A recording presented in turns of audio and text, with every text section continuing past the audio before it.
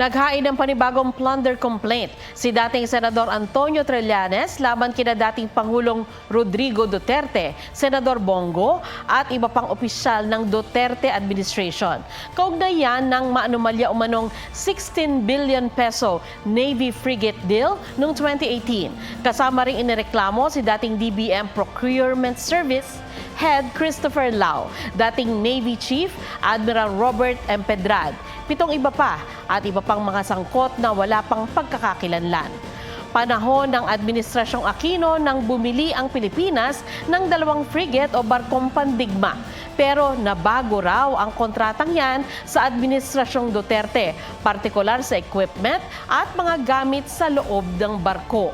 Sa isang pahayag, tinawag ni Senador Go na paulit-ulit at propaganda umano ang akusasyon.